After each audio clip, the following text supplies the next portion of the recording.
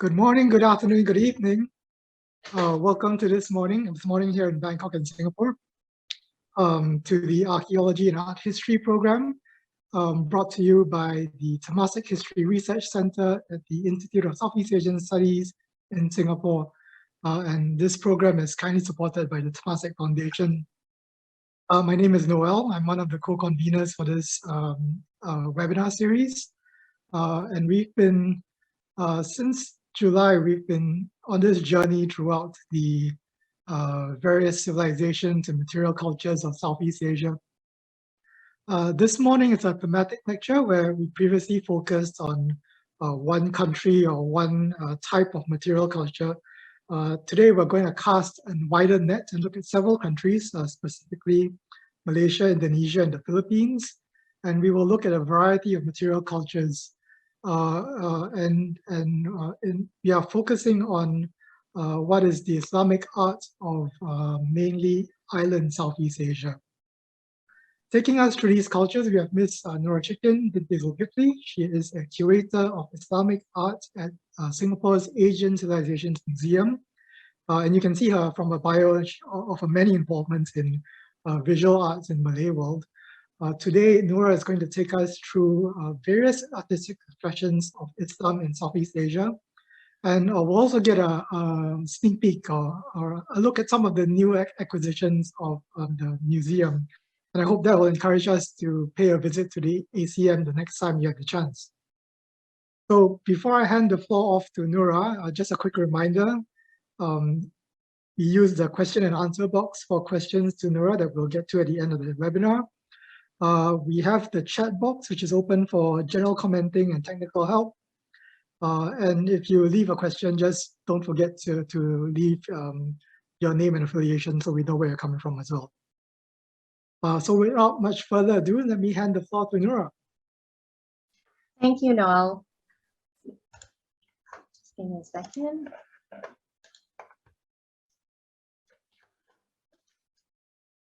Okay. Good morning, good afternoon, good evening to everyone. Thank you to ISEAS for inviting me to this talk. I hope everyone can see the slides. I thought we'd start off first just to get a sense of what people think of when it comes to Islamic art. So we'll be launching a poll at this point and getting a sense of what the audience at this point, what really comes to mind when you think of Islamic art. Could we have the poll question launched, please?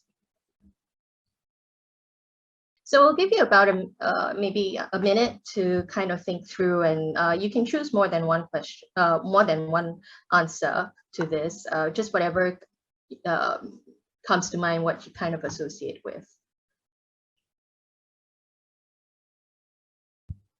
Okay, I think we can give about 10 more seconds for participants to submit their answers.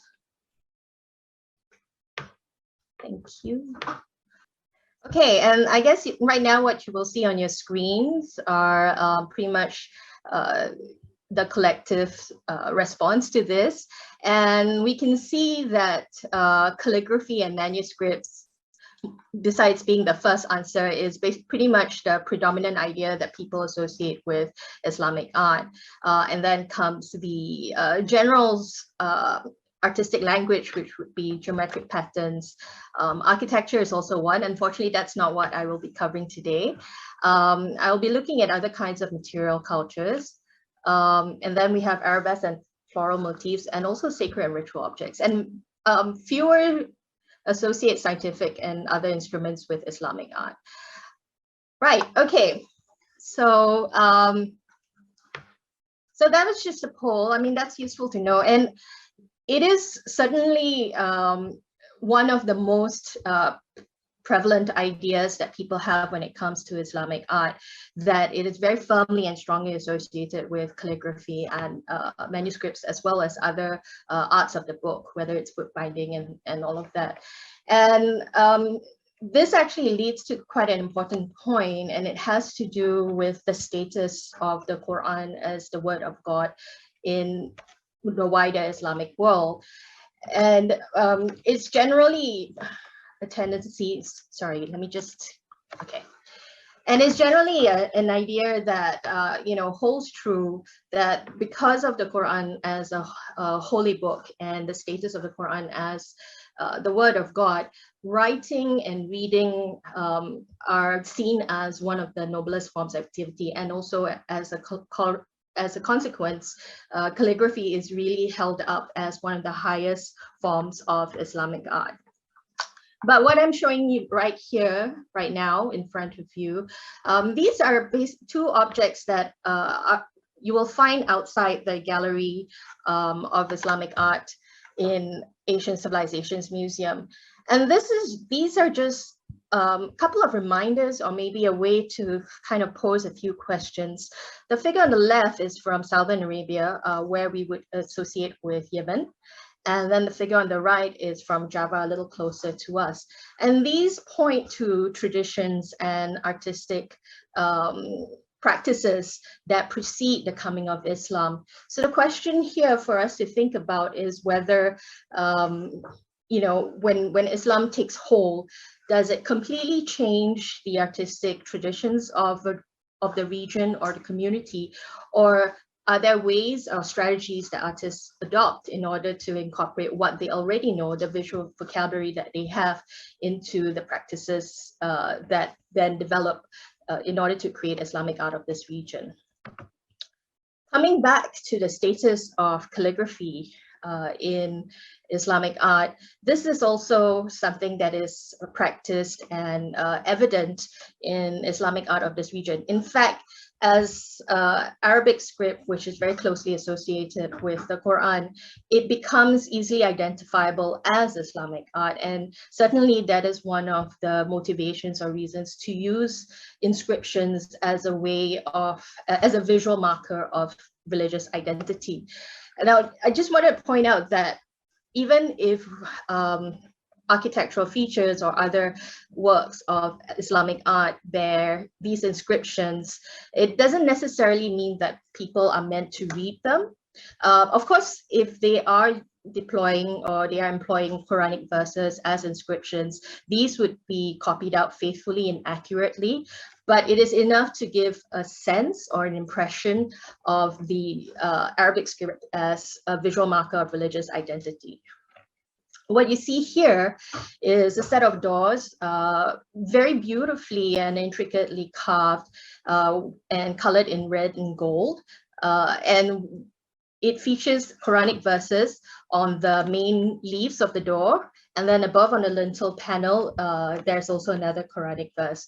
So this is actually part of a partition known as the Gabyok, which in traditional houses in Java, in central Java, known as a joglo, it would actually be probably be a partition that would separate the interior section of the house.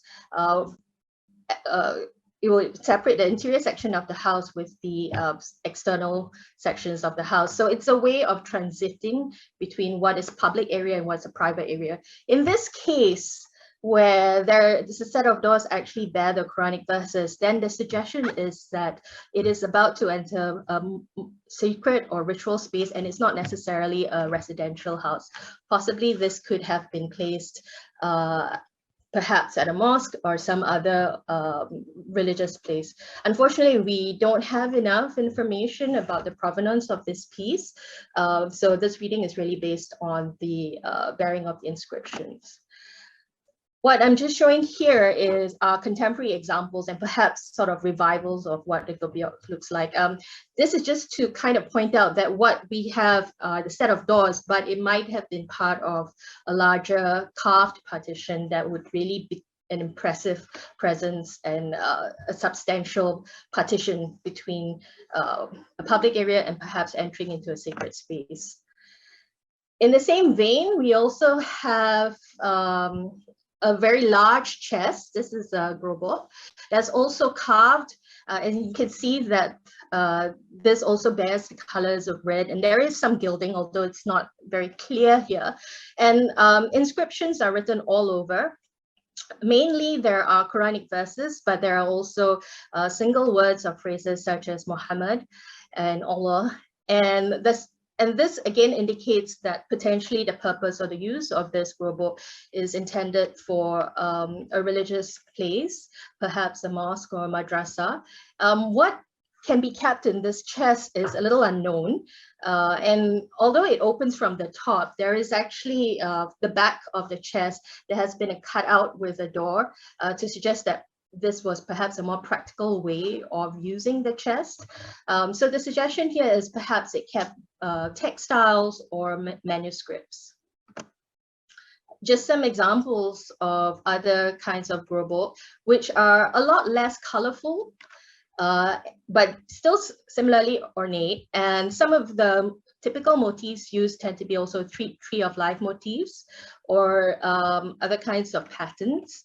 And what I wanted to kind of also point out here is that in the examples of the chest with the Quranic inscriptions, as well as the set of doors that we have at the ACM, you can see that a lot of care and attention has been given to these decorations, and they are extremely detailed and refined. And this seems to mimic illuminated manuscripts, particularly Quranic manuscripts.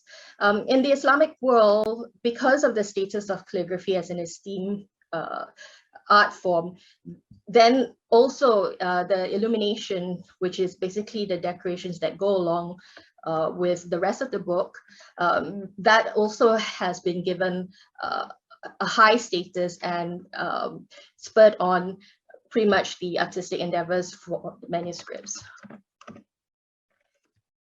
So here's another example where it's not an architectural structure, but instead it's a ceremonial hanging. Again, this is to signify or signal to those who are in the place that you are about to enter a sacred space.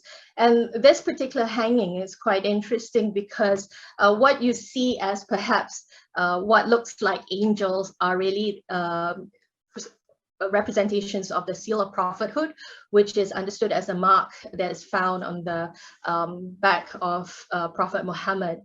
And right above, you will also see that there is an inscription, a calligraphic inscription that sort of takes the form of a boat.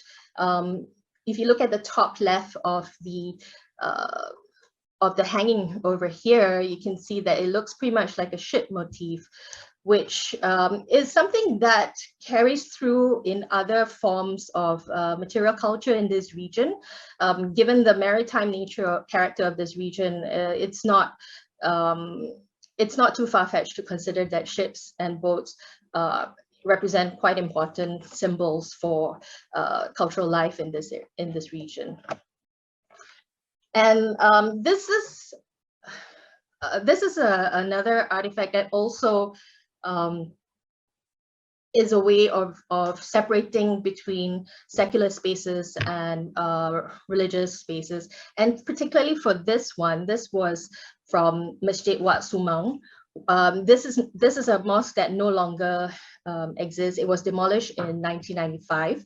And this was actually a mosque that was part of Kampung Wat Sumang around Punggol Point. And Punggol Point is in the northeastern part of Singapore. And within the National Collection of Singapore, by National Collection, I'm referring to mostly the collections of the Asian Civilisations Museum, but also here, the National Museum. We actually have a group of artifacts that came from this mosque. So it is a nice collection of social history as well as history of the religious life of Malay Muslims in Singapore. So this particular door panel actually includes the intention to, that we are encouraged, that believers are encouraged to declare if they want to enact or they want to carry out a ritual retreat during the last 10 months of Ramadan. And essentially, once they cross that threshold, they will be immersed in full devotion and worship to Allah.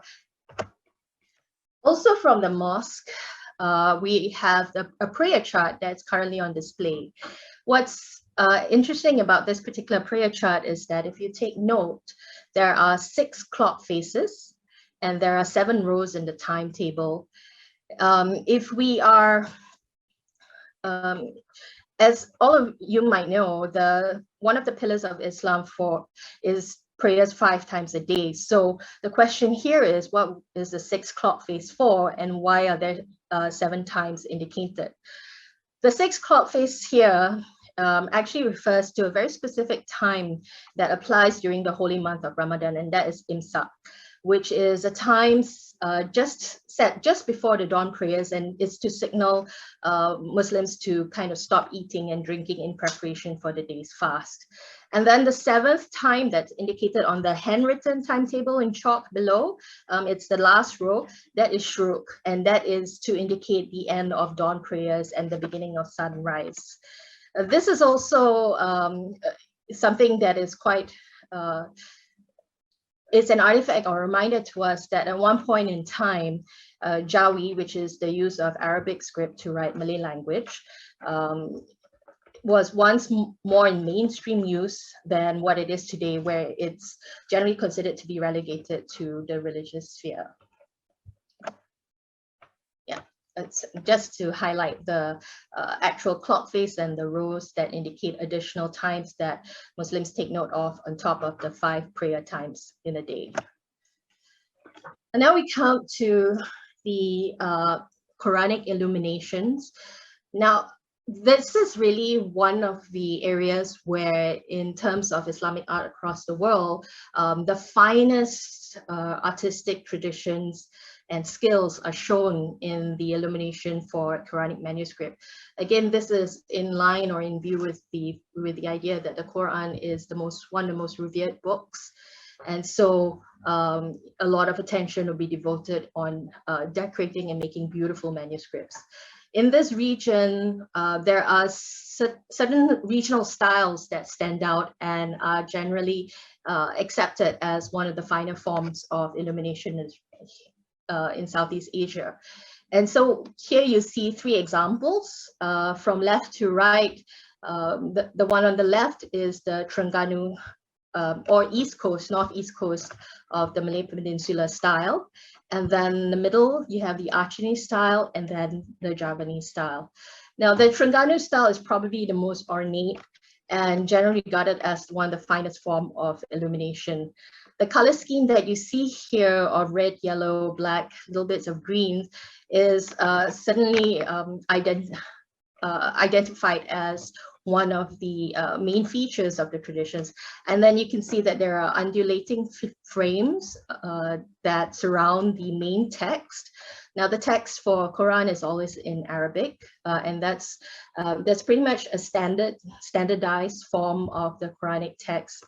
So in terms of the layout, or rather the order of the verses that are placed in the Quran, this would be actually standardized throughout the Islamic world. And then you can see that with the Achinese style in the center, it's a rectangular frame. It tends to be a little more geometric in that sense, less fluid or less flowy or cursive. And then what you can also see on the side of the frame, if you can see, there are like wing-like ornaments beside the triangular, the little triangular piece on the left-hand side of the frame. And these are quite distinctive for Achinese Quranic illumination styles. Now, on the right is it's a Javanese style, but this particular Quran was found in South Sumatra. And this highlights also that while Qurans might be made or associated with a certain region or area in Southeast Asia, what it actually also suggests is that such Qurans were highly regarded across the region, and they have been circulated around the region. So with the Javanese style, there is less of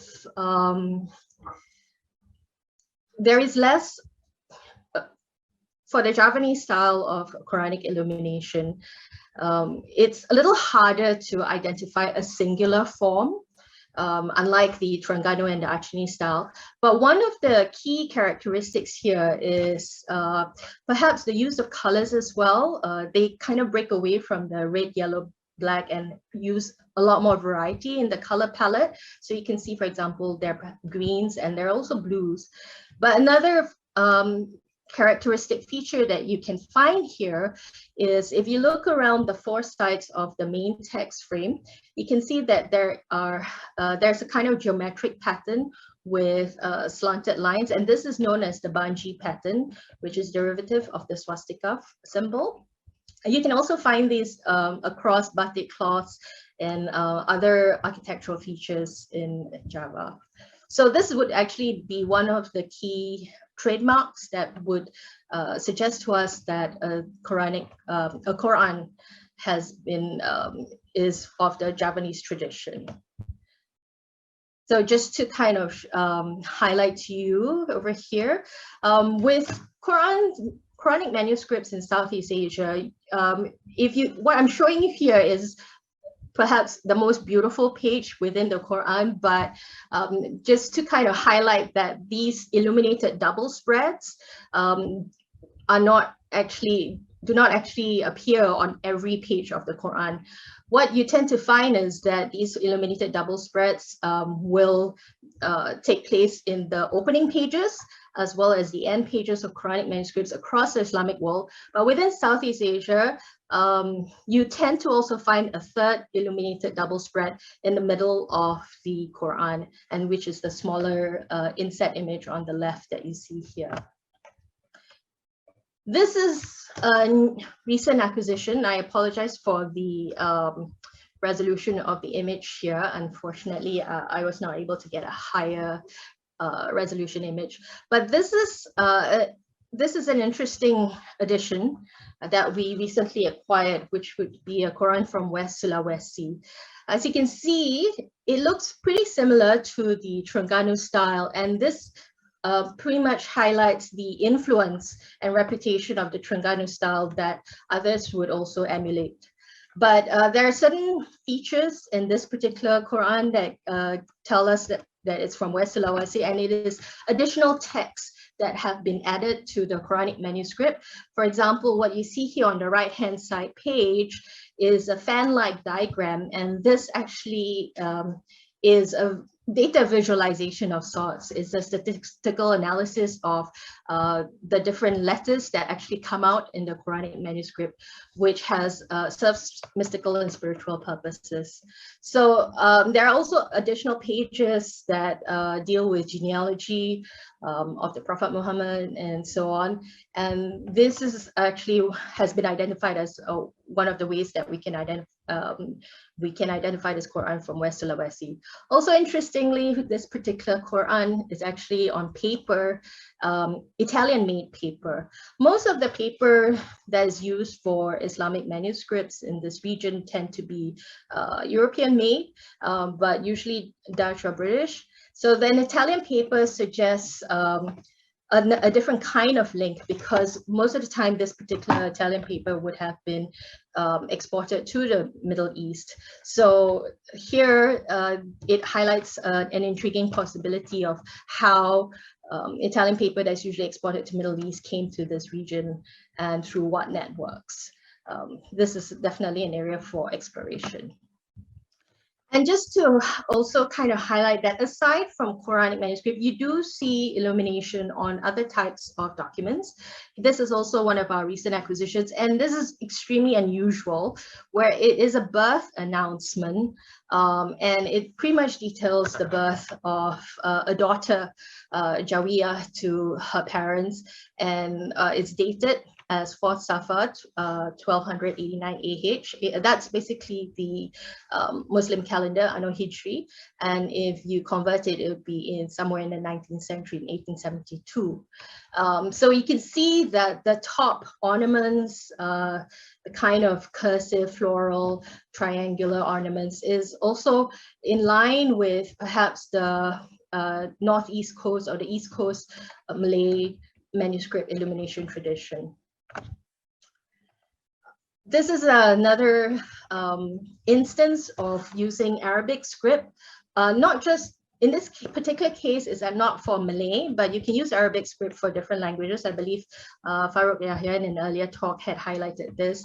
So this is a collection of hadith. The hadith are basically traditions of the Prophet. And what you can see is that there are interlinear notes. There is the main text in thick black and red letters, and then you can see that there are notes written along the diagonal. It's supposed to kind of move in a direction, in a pattern that is reminiscent of the swastika pattern. But in this particular case, these notes are actually written in Javanese. So this is this is known as Pagon instead of Jawi. And another example of a very unusual manuscript is this particular Syair manuscript. The Syair is a long verse or poetry form with rhyming stanzas. And for this particular script, what is unusual about it is not so much the writing, but the form of the book. The tendency for Islamic manuscripts in this part of the world, as well as across the wider Islamic world, is to actually have a bound volume, like the books we know today, which is the codex form. But in this case, as you can see, this is in a folded form or concertina manuscript form.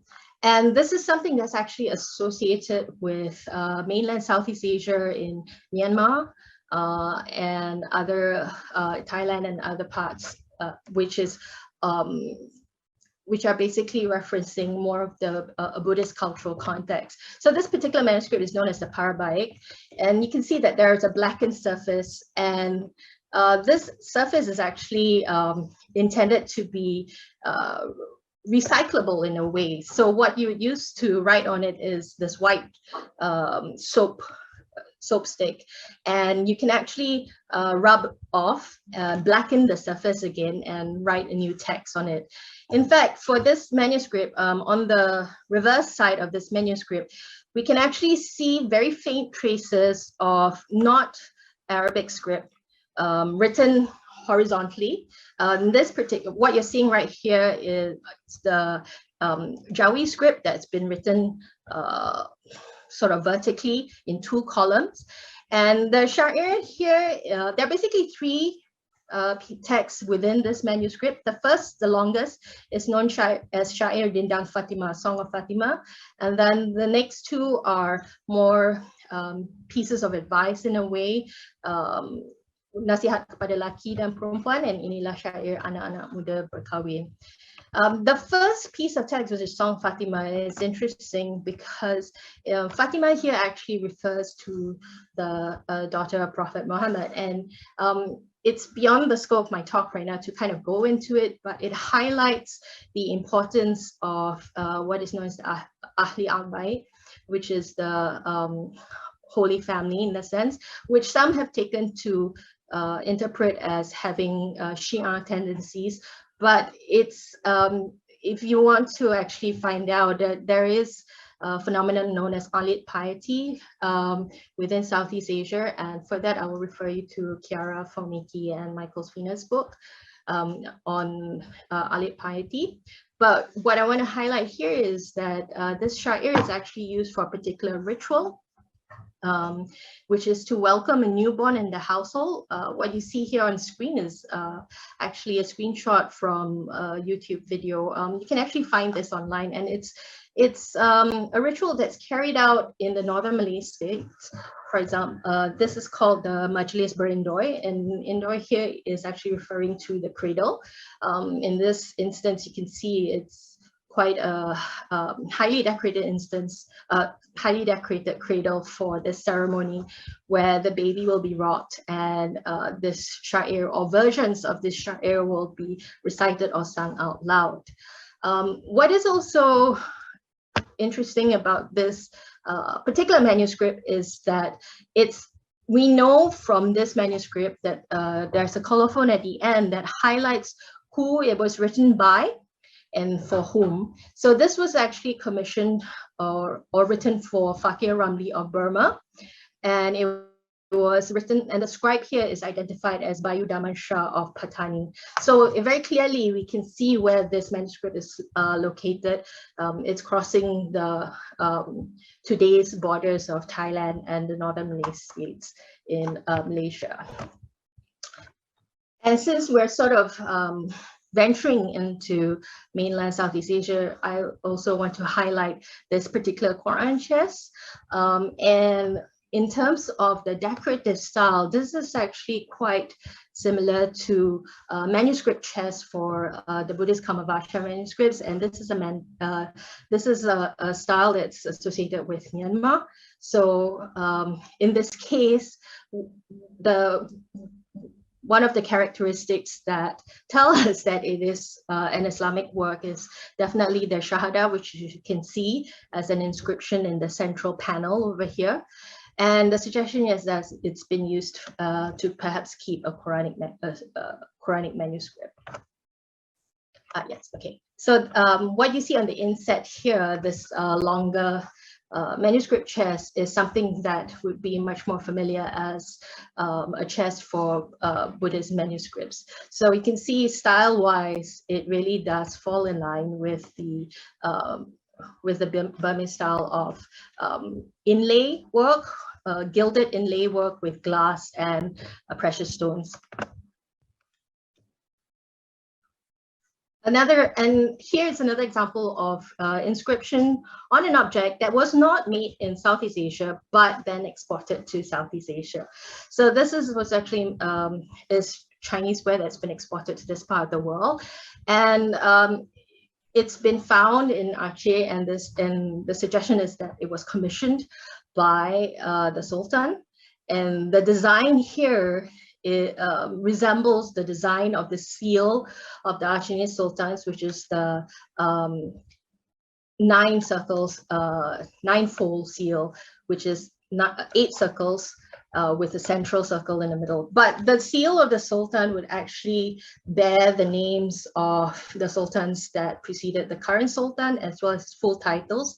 In this particular case, for the plate, only the form resembles the seal, but in terms of the inscriptions, it bears inscriptions from the Quran. But also in terms of the Shahada, it actually includes a little bit of a variation where it also refers to Ali, again highlighting a certain reverence for Ali, who is the son-in-law of the husband of Fatima and part of the Holy Family that have it enjoys special status within Shia communities. So there's some influence here. And another way that we look at inscriptions are also on grave markers. In this case, we're looking at a grave marker from Kutai. And you can see the thing about grave markers is that in terms of the form, it differs across the Islamic world. And some of them are very simple, rectangular slabs with just an inscription. And sometimes they bear the name of the maker. In island Southeast Asia, mostly, we don't really have these kinds of inscriptions that highlight the maker of the particular tombstone or grave marker. And what you see here is that you can see that there is a preference or a tendency to favor floral ornaments or vegetal ornaments, and like what you see crowning this particular marker. And this has pretty much an elaborate inscription on the back of it. The longer inscription on the right-hand side is actually a Quranic verse. And also another instance is of inscriptions being used would be on seals. This particular seal is from Patani. And the form of it actually seems to suggest at least some kind of influence or response to Buddhist architecture form, which is the stupa, which is the shape of the handles here. And in terms of materials, this is a little unusual where it is actually made of ivory, probably elephant ivory. And these seals are actually from the last Raja of the Patani Sultanate, and the one on the left is actually a seal that's used for land transactions, and the one on the right is a seal that is used as sort of his official or royal seal, and there's all his titles. Another way that you can see calligraphic inscriptions being used, and this time to perhaps less readable kind of inscription, is in this particular cloth, this calligraphic ikat cloth. And in case you're wondering where the calligraphic inscription is, it is actually in the main center field. And what you're looking at here is, as best as I can blow up the particular cloth, and you can see that there is an inscription for Allah, for those who can sort of see it, but it's very stylized here, and it's actually mirrored. So some of the letters actually, or some of the words are actually looks like they're in reverse. The yellow lines that I've kind of added on is to kind of just highlight the axis in which these inscriptions are mirrored. And this has kind of a mystical or spiritual quality to it. Now, such cloths, how they are used is generally, they're used for funerary purposes, to cover the biers or the coffins. And you can see that also expressed in batik form, this time from Jambi, instead of what we would associate batik with, which would be Java.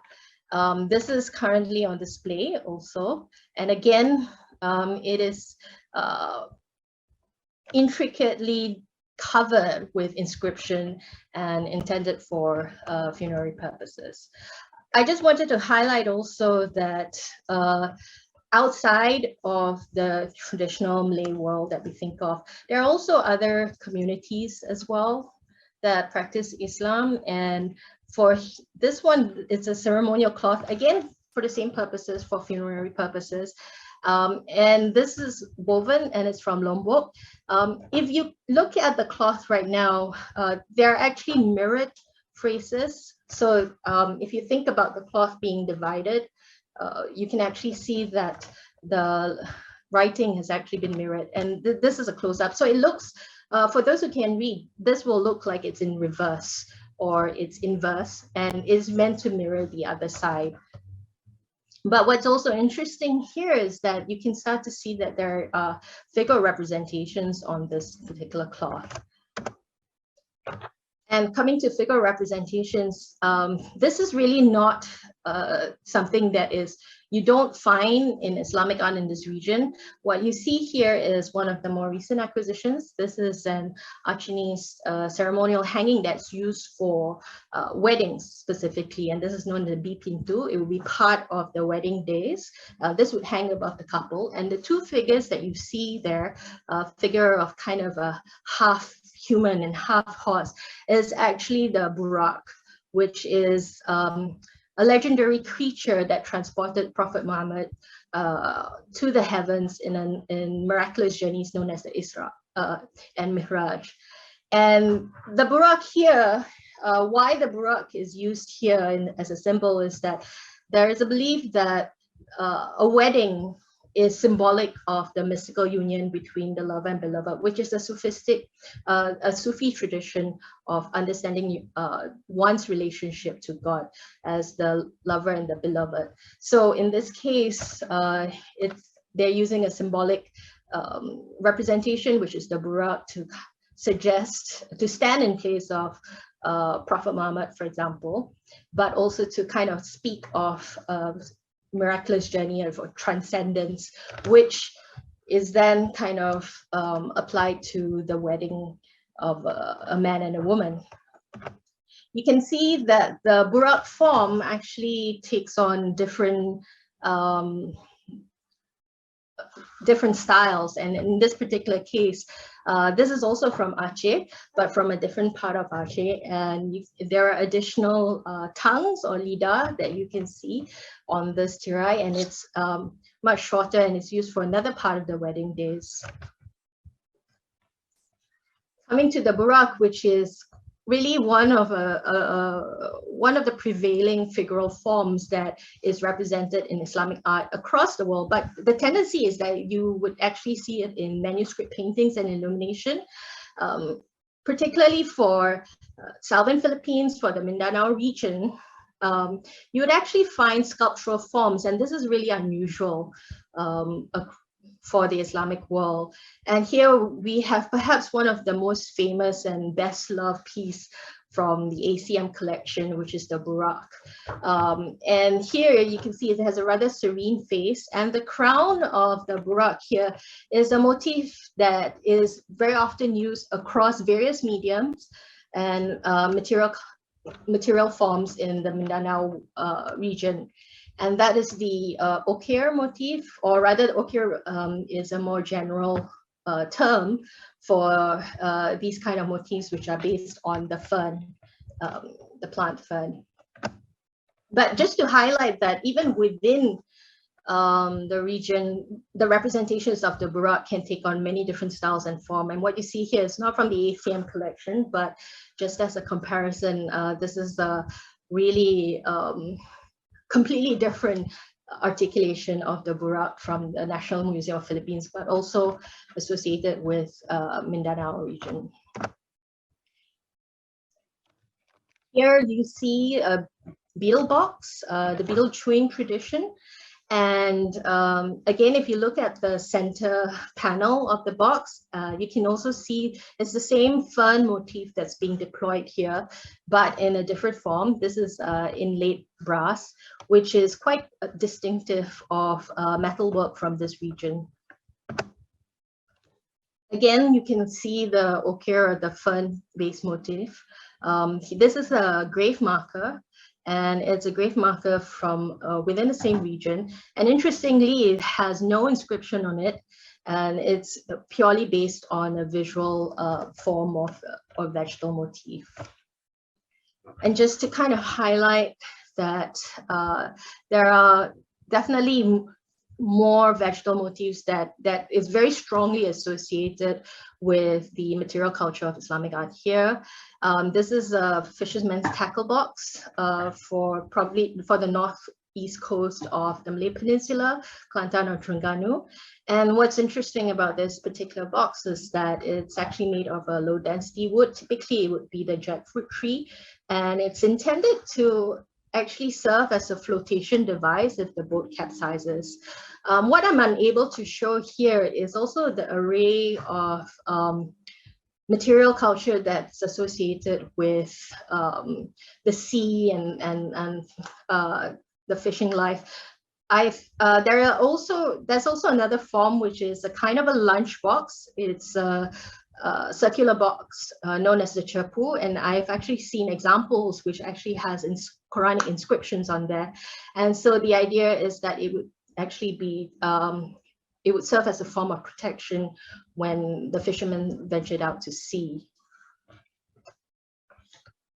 Now, I'm coming to another form of figure representation that perhaps one does not immediately associate with Islamic art, but in this particular case, I'm highlighting Wayang Kulit over here, and very specifically the characters of Bima and Dewa Ruchi. This is actually to reference the Wali Songo, who are understood as the 9 saints of Java. Basically, these are well-regarded figures who proselytized and spread Islam in Java around the 16th century mainly. And one of the ways in which Islam was disseminated or taught was not really through violence or forcing, but this is to highlight the adaptation that it took. And particularly for one of the Wali Songo, he's credited with adapting to local forms, and in this particular case it's Wayang Kulit. So Dewa Ruchi, which you see on the right here, is a small figure that is actually a Javanese invention in terms of character, and Bima is of course drawn from the Hindu tradition, Hindu mythologies. Particularly for these two, they are currently understood as a Sufi teaching story, where Bhima goes on a spiritual quest and encounters Dewa Ruchi after fighting some ogres.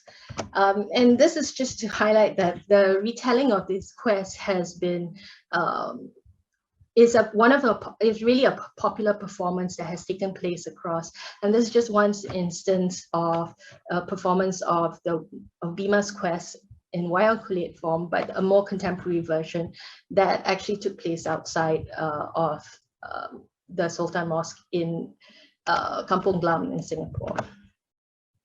Now, one of the areas that I'm actually beginning to explore is that aside from, say, Arabic script or calligraphy as being one of the key Islamic art forms, perhaps we can also look at what other influences there are from the Islamic world from the wider Islamic world into Southeast Asia.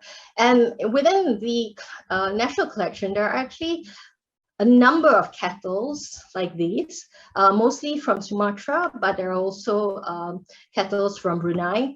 And they have these particular forms, which in the next slide, what you see right here, I found quite similar models from the Safavid period and sometimes also a Mughal period of ewers or kettles that have similar forms. But also, if you look at the handle, that's actually where you fill the kettle, because there is no actual lid. It's actually from the handle itself. So this is actually a new area that we're starting to explore, but I'm quite excited to see that potentially there's been some cross-cultural influence and from the other parts of the Islamic world. The key question now is to find out whether there was any way that artisans here would have gotten hold of similar kettles, or what were the models examples that they were looking at. And now we're looking at a different material altogether, and this is textiles.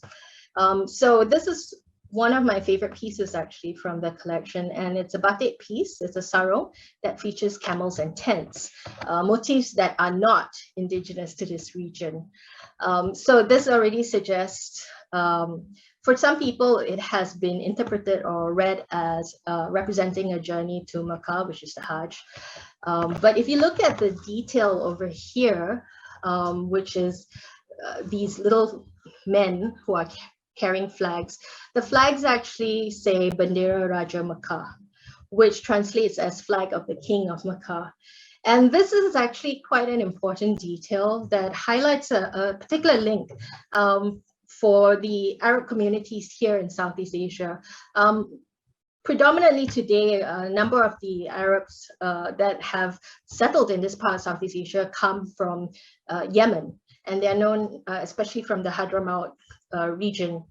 And most of them migrated during the 19th and 20th century. And some of the traditional businesses they've taken up are actually operating batik workshops and even as brokers for Hajj travel arrangements.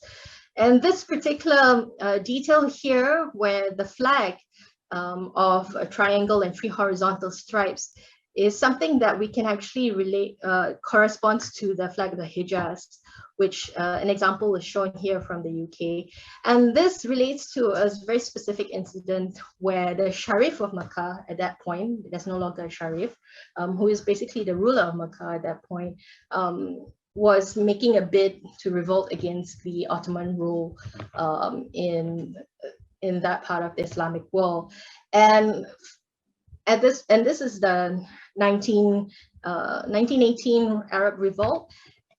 And the Sharif at that point in time actually enjoyed support from the Hadrami communities. And the fact that we actually find a sarong, a batik sarong that actually reflects this particular incident seems to suggest that there were very close links between the Hadrami diasporic communities in Southeast Asia, as well as the Hadrami communities back in Yemen and Arabia.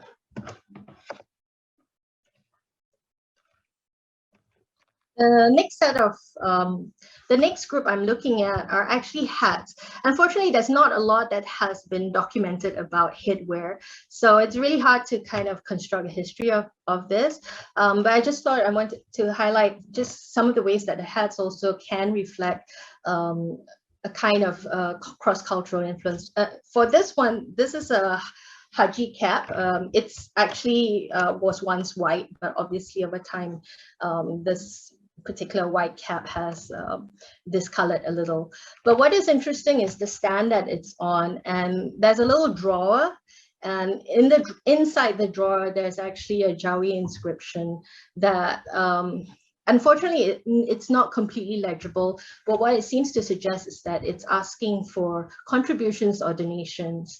Some of the possible theories about this is either contributions to the mosque, or it could also be contributions to support Hajj travel, perhaps an early form of the Tabung Haji, if you're aware of this particular initiative in Malaysia for contributing to Hajj travel funds. Here you see a version of a songkok that's actually very closely associated with South Sulawesi, being the Buddhist community. Unfortunately, what you can't really see in this particular image is that there's actually an inscription, and that would be the name Muhammad that's actually on the main or central band of the songkok. And you can see along the bottom there is a gold band, and it's been suggested that the thickness of the gold band would actually correspond to the status of its wearer. And traditionally or historically, this would have been worn by noble Buddhist, by noblemen of the by Buddhist noblemen. And so the wider the gold band, the higher his status or rank. There's also a white version to signify those who have gone on the Hajj and completed the Hajj, which is the annual pilgrimage, one of the 5 pillars of Islam.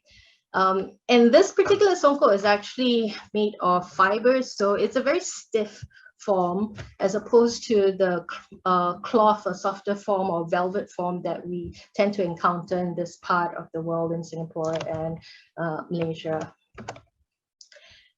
This is one of the more recent acquisitions for hats that kind of suggests this bridge between the development of the modern songkoks, what you saw before, and also perhaps what you might have seen around you in Malaysia and Singapore. And this is a fez and a turban. The fez itself is an interesting development from Turkey. But what's interesting about this piece is that on the inside of the fez and turban is actually an ink stamp imprint of Mata Brothers. And the number is a little indistinct, but the rest of the address reads North Ridge Road, Singapore. And Mata Brothers actually refers to an Arab family, not a Hadrami family, but another one of the prominent Arab families. In fact, if you're familiar with Singapore geography or places, you would kind of note that there is Mata Road and Salim Road, and these refer to the particular Mata, member of the Mata family that this business, Mata Brothers, is actually associated with. So this places it somewhere around the mid-20th century when there was a business operating out of North Bridge Road. Unfortunately, it's a little hard to kind of trace exactly what they dealt in, whether this particular hat was something that was imported and sold, or whether this was just worn by the family itself. The next 2 hat forms or headwear forms suggest a link or an influence from the Hadrami community, particularly for this Kopia Makuto, which is a traditional hat that is associated with Achinese ceremonial style. The picture on the right is to just show you how it is worn completely. What we have is just the main form, but it would actually be wrapped around with another piece of cloth, sort of a reverse tengkolok. men that you see in the picture, they're actually government officials from Aceh, and this was actually taken very recently, and kind of highlights how this is actually still continues to be worn as traditional headdress. So the bottom part of the hat over here is actually has been suggested that it takes on or draws inspiration from a Yemeni style hat. Unfortunately, I haven't been able to really trace what particular hat form it is from Yemen. But what we have here is another version of a similar version of sort of a fez or turban, except that the head in this case it looks closer to the Kopiah Makutub for the Achenese hat that we saw in the previous slide. And this is known by the Hadrami communities here as the Alfiah.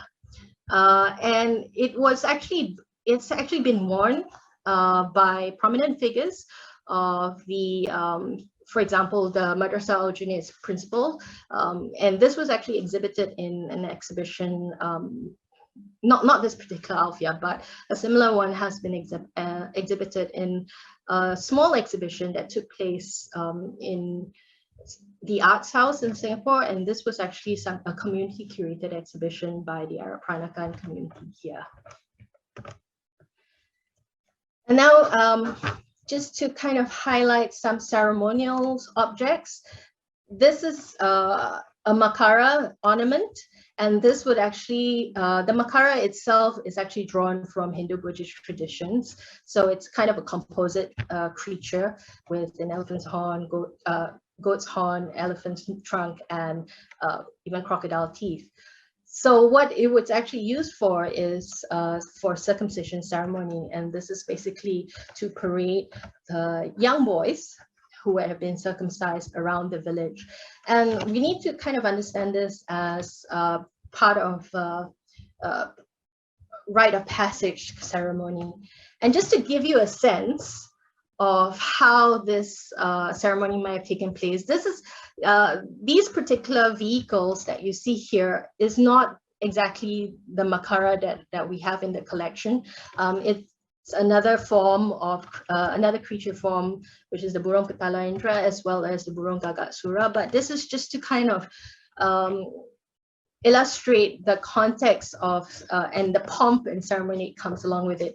These particular vehicles are actually used for the circumcision ceremonies of princes and for Kelantan as well as for Patani. And these were much more popular until the early 20th century, and then it sort of fell out of favor with the ulama or the learned scholars, and it was kind of stopped. But around the region, you know, circumcision ceremonies definitely take on an importance within the cultural life. And in this case, we have these ceremonial chairs, low chairs that are intended to for the boys to sit on. And it's very similar to kind of a wedding ceremony where the couple will be presented as newlyweds. In this case, it would be the young boy. And so the chair is perhaps scaled for children. And this form is actually very closely associated with Central Java. On the back of the chair, you can see that there is a kind of tree of life motif. And the tree of life motif is something that runs through a number of cultures across island Southeast Asia. So this form is actually a Central Javanese form. There are other kinds of ceremonial chairs as well. Unfortunately, we don't have them in the collection, but this is one of our newer acquisitions. And also other sort of material culture that relates to the circumcision. In this case, an embroidered cloth decorated with floral motifs, but also with animals that, to me, look a little closer to burak forms. It's a bit hard to figure out what kind of animal it is. I hope you can see them there at the top and bottom of this cloth. And of course, tellingly, you can see that there is a hole in the middle of the cloth. So this would actually probably be a cloth that's used directly for the circumcision itself. Now we're moving on to another group or another thematic group of objects that relate more to ideas of the supernatural. In this sense, we're talking about other dimensions in the world. As Muslims, we also are supposed to believe in in God, which would be a mystical, a higher being, but also in other dimensions. So what that translates into is that sometimes there are objects that also seek either divine intervention or also look at higher powers in that sense. So in this case, we have a divination manual, and the way it works is that it's supposed to guide you through life. So you would ask questions whether it's okay to, what day would be best to move house, and then it would kind of match you to a particular Quranic verse, and you're supposed to read it and sort of gain inspiration as to, or be guided as to how to carry out, for example, moving house. And there are other sorts of life events that are also that can also be consulted through this divination manual. Noora, sorry, I have to cut in, but we might be running out of time soon. Okay, I just have a couple more. These are the last few objects, yeah. Okay, so another aspect would be the application for medicinal or maybe even for healing practices. So in this case, you have the manuscript here. And this particular manuscript actually talks about, interpretation, what you do to say, heal, say a toothache, and so on and so forth. Okay, and the last few are really implements that are also used in such healing traditions. In this case, you see bowls that have been inscribed or engraved with Quranic inscriptions and other prayers and supplications. Now, this is actually a form that's shared across the Islamic world. This was something that was encountered in Perak, another one over here in Padang, but I'm also highlighting here an Iranian form from the 17th century, and you can see that there are definitely commonalities and similarities. And the very last thing that I want to show you are a group of talismanic shirts. What you see right over here are examples from other parts of the Islamic world. From left to right, you have the Mughal form, and then there is another Indian form, which is a little bit different, and then an Ottomani form on the right-hand side. This is just to kind of highlight how it works, is that they would actually inscribe, for this particular one, it's actually the entire Quran is written on it. For the other shirts, it's not the entire Quran, it's certain verses and then other kinds of formulas or phrases such as the 99 names of Allah. But we also find examples here, and obviously in this case you can see that it's probably been adapted for the climate. It's a talismanic vest from Java. And it's a little harder to kind of see here, but there are actually magic squares that are also embedded within. Magic squares are another way of investing protection and talismanic qualities to it. This is a little faded, but this is also something that I kind of came across quite recently, which is another talismanic undershirt from Lampung. You can sort of see the letters over here, and there are repeated letters, and the repeating of letters is also one of the ways to kind of create a protective form. And yeah, so I think I've just made it. So this is just to give you a sense of, a survey basically of different types of objects, and also, what are some of the prevalent tendencies. And with that, I wrap up and thank all of you for listening to me. And I guess we take some questions now. Yeah, thank you, Noora. Sorry to have to cut in. I actually was going to cut in a little bit earlier, but then you were talking about circumcision, and it was a little too on the nose to mention that. But yeah, I thank you for this wonderful survey of Islamic arts in the region, and I really appreciate the way you framed it as a story about change and integration in the region, because it doesn't appear, and it doesn't just artistic forms like these don't just appear out of nowhere, and they always get adapted to a local form. And it's really great to see how these have been adapted in local forms from different countries in the region. So let's get through some of the questions. We'll try to get through as much as we can. Let's start with a couple of simple ones. One from Jean Sai, and she asks, very early on, you showed the very first picture of the doors with the script, and she asked what kind of scripts are they? As in, I mean, it's Arabic script, so it's Quranic inscription.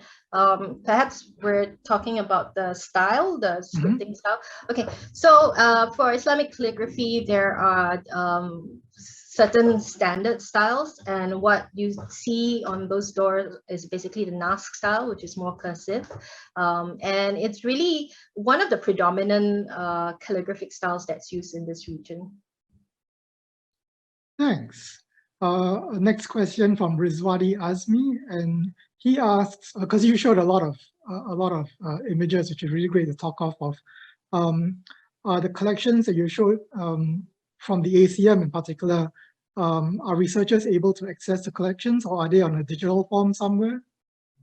Yeah, so all of the national collection from Singapore museums is on a platform called Roots. If you search Roots and then SG, you should be able to kind of get to the portal. And then when you get to the portal, you can go through the collection. Yeah, so it is available online for the public. Obviously, if researchers actually have further questions, I mean, they can always get in touch with me, or we also have public inquiry emails, basically. Great. So Roots SG, your first starting point for collections in Singapore. That's a really good resource. Let's see. I want to skip a couple. One from Juniper Hogan. She asks, are the talismanic shirts actually meant to be worn, or why would the talisman be in a form of a shirt and not just a cloth? Okay, so it is definitely not the only form of wearable talismans. I mean, there are also amulet cases, which I didn't highlight, where it would contain scrolls of inscriptions that you can probably hook onto a belt or wear around your, typically there are those that you wear around the arm, or you wear around your sort of body itself.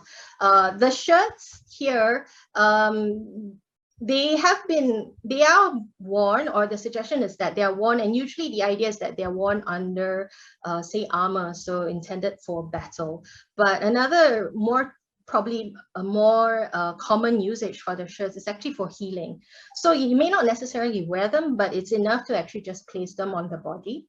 And the idea is that then you would be, I guess, cured of whatever ailments that you have. I recall seeing similar kind of talismanic shirts in Bangkok as well. So that, I mean, there is a shirt, a magic shirt tradition in this region too. Yeah, and actually it's across not just Islam. We have another example of a talismanic shirt, but it's from the Catholic tradition in Philippines as well. Yeah. Oh. So a question from Hyungmi Kim. Is a divination manual associated with feng shui, or is there a tradition of Islamic divination manuals? Yes, feng shui, I'm not very sure about. Like, how do you translate this term, right? It's yeah. I suppose there have been some texts that kind of maybe have the same sort of concepts or ideas that can be correlated with feng shui, but I don't know if there's an actual direct impact or influence from feng shui. Actually, I think Farouk would probably be one of the better persons to answer this. He had the talk earlier. But within Islam, there definitely are different types of divination manuals. But one of the more prevalent forms is to use Quranic verses and I guess a kind of numerology where you would kind of be guided by selected Quranic verses based on the question that you ask. All right, let's see. A question from Hui Ping Ko about the Makara that you showed. Are there any other Islamic art features on this Makara palanquin?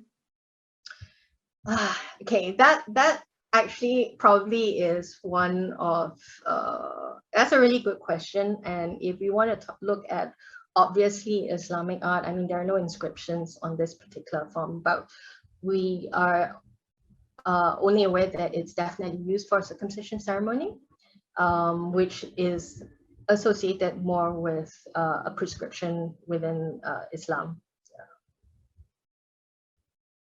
All right, we've got a few more.